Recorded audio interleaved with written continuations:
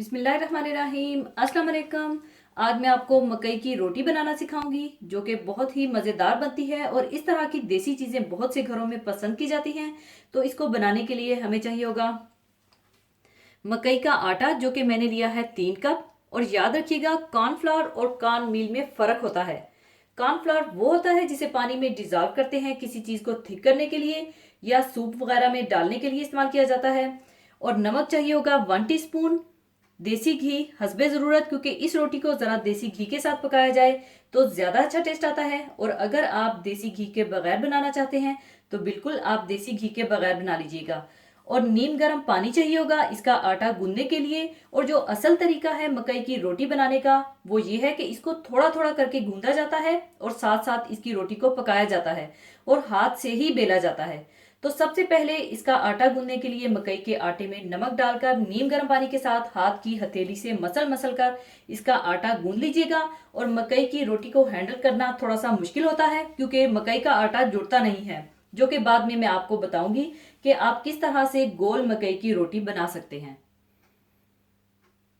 तो सबसे पहले आप नमक डाल लीजिए और इसे नीम गर्म पानी के साथ गूंद लीजिए।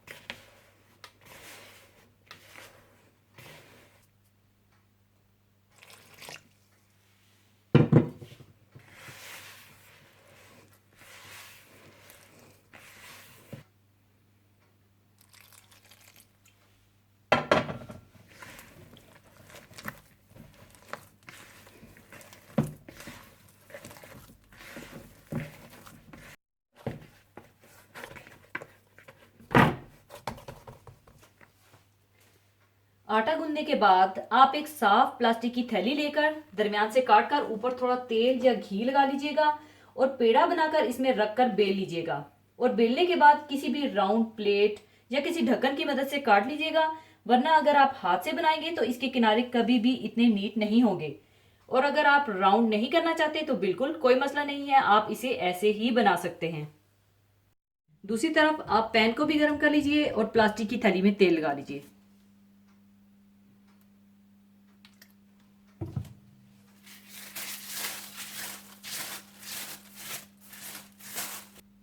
सब तरफ तेल लगाने के बाद आप पेड़ा बनाकर प्लास्टिक की थैली में रखकर बेल लीजिए।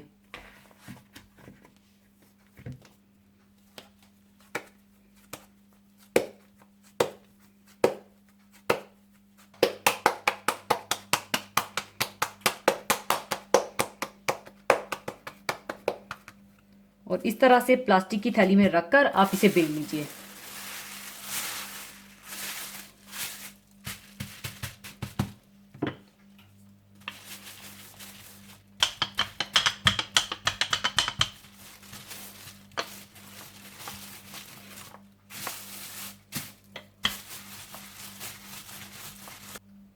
बेलने के बाद आप किसी भी राउंड चीज के साथ आप इसे काट लीजिए।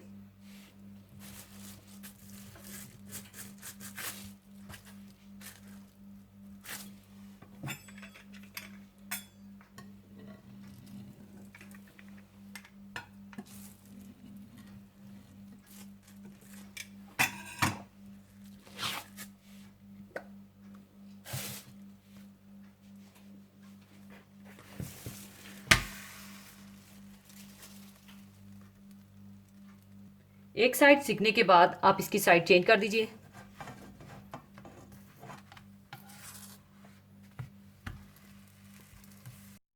दूसरी तरफ देसी घी डाल लीजिए और इसे फिर से पलट कर पका लीजिए।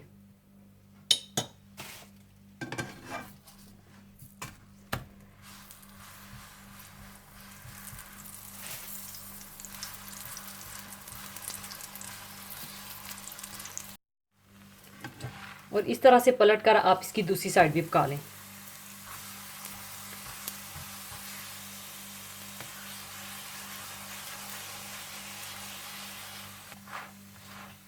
लीजिए मकई की रोटी तैयार है और इसी तरह से आप दूसरी रोटियां भी बना लीजिए।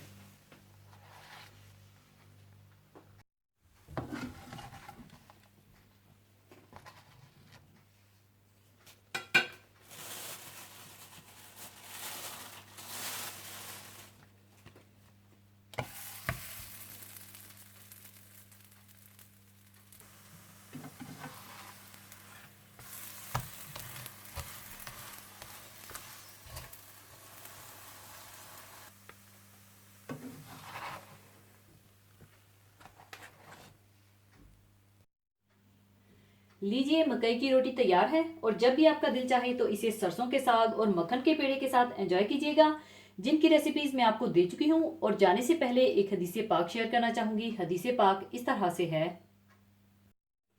हजरत अनस रजी अल्लाह ताला अन्हु से रवायत है कि रसूलुल्लाह सल्लल्लाहु अलैहि वसल्लम ने इरशाद फरमाया कि क़यामत के दिन दोज़ख में रहने वालों में से, यानी इन लोगों में से जो अपने कुफ्र शिर्क की वजह से दोज़ख में जाने वाले होंगे, एक ऐसे आदमी को लाया जाएगा जिसने अपनी दुनिया की जिंदगी नहायत ऐशो आराम के साथ गुजारी होगी, और फिर इसको दोज़ख की आग में एक गोता दिलाया जाएगा, यानी सिर्फ एक लम्हे के लिए दोज़ख की आग में डालकर फौरन निकाल लिया जाएगा।